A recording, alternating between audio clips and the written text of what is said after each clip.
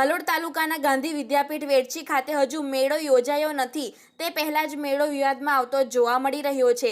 ત્યારે શું છે આખો મામલો, જુઓ તાપી સ્વરાજના રિપોર્ટમાં। તાપી જિલ્લાના વાલોડ ગ્રામ પંચાયત વિસ્તારમાં આવેલ ગાંધી વિદ્યાપીઠ વેડછી ખાતે 76મા ગાંધી મેળાનું આયોજન 11 થી 13 ફેબ્રુઆરી સુધી કરવામાં આવેલ છે। જો કે હજુ સુધી આ મેળાની પરવાનગી વાલોડ ગ્રામ પંચાયત પાસેથી લેવામાં આવેલ નથી।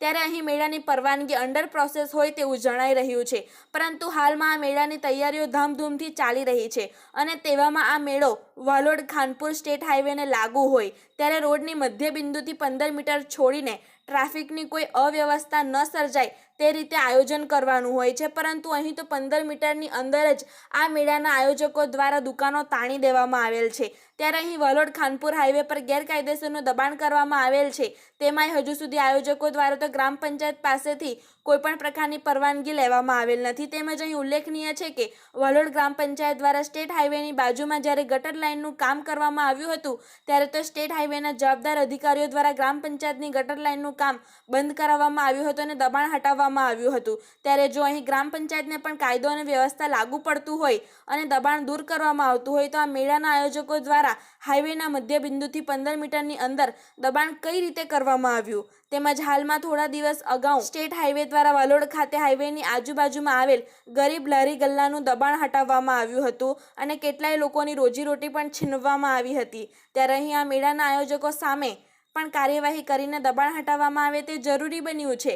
વધુમાં આ મેળામાં બાળકો મોટી સંખ્યામાં આવતા હોય તેવામાં હાઈવે નજીક હોય જેથી કોઈ દુર્ઘટના કે અઘટિત ઘટના સર્જાય તો તેના માટે જવાબદાર કોને ઠરાવવા।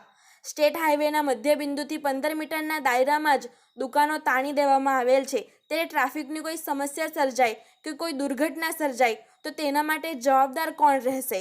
આવા અનેક સવાલ ઉદ્ભવી રહ્યા છે। ત્યારે આ ગંભીરતાને ધ્યાને લઈને તાત્કાલિક ધોરણે દબાણ હટાવવામાં આવે તે જરૂરી બન્યું છે। તેમજ આ મામલે માર્ગ અને મકાન વિભાગ સ્ટેટના એસઓનો પણ ટેલિફોનિક સંપર્ક કરવામાં આવ્યો હતો, ત્યારે તેમણે જણાવ્યું હતું કે મેળાના આયોજકો દ્વારા આ દુકાનોને લઈને કોઈપણ પ્રકારની પરવાનગી લેવામાં આવેલ નથી। ત્યારે અહીં માર્ગ અને મકાન વિભાગ સ્ટેટ દ્વારા જો ગ્રામ પંચાયતના ગટરનું પણ દબાણ હટાવવામાં આવતું હોય અને ગરીબ લારી ગલ્લાવાળાઓ પાસેથી પણ દબાણ હટાવવામાં આવતું હોય તો આ મેળાના આયોજકોનું દબાણ હટાવવામાં આવશે કે કેમ તે પણ પ્રશ્ન બની ગયો છે। જો કે જો તમામ માટે કાયદો સમાન હોય તો ચોક્કસથી જવાબદાર અધિકારીઓ દ્વારા દબાણ હટાવવામાં આવશે એવી આશા સેવાઈ રહી છે। ત્યારે આ સમગ્ર મામલે વાલોડ ગ્રામ પંચાયતના સરપંચ દ્વારા શું કહેવામાં આવ્યું તે જુઓ। જી, આપનું નામ? વિજયાબેન રહીમભાઈ નાઈક। જી, આપનો હોદ્દો શું છે? સરપંચ તરીકે ફરજ બજાવું છું વાલોડ ગ્રામ પંચાયત। વાલોડ ગ્રામ પંચાયતમાં। જી બેન, આ વાલોડ ગ્રામ પંચાયત વિસ્તારની અંદર એક ગાંધી મેળાનું આયોજન થવા જઈ રહ્યું છે, ત્યારે ગાંધી મેળાના જે આયોજકો છે તેમના દ્વારા રસ્તાને એકદમ અડીને દુકાનો ઊભી કરી દેવામાં આવી છે, તો એ માટેની ગ્રામ પંચાયત દ્વારા કોઈ પરમિશન આપવામાં આવે છે? ના, નથી। જી, તો જે આ રસ્તાથી આશરે કેટલા મીટર અંદર બાંધવાનું હતું દુકાનો? કેટલા મીટર છોડીને દુકાનો કે એનું આયોજન કરવાનું છે?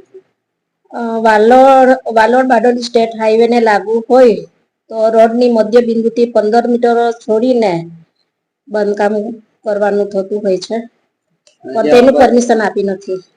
જી, પણ અંબાજોડો જે રસ્તો છે તે પણ સ્ટેટનો રસ્તો? હા, તે પણ સ્ટેટમાં જાય, એ જ નિયમ લાગશે 15 મીટર। જી, તો આ લોકોએ રોડને અડીને લગાવી દીધી છે તો તે કાયદેસર કે ગેરકાયદેસર? ગેરકાયદેસર કહેવાય। ગેરકાયદેસર કહેવાય। અને સ્ટેટના અધિકારીઓને પણ અમે પૂછ્યું તો તેઓ પણ કહે છે કે આપણે કોઈ મંજૂરી આપેલ નથી।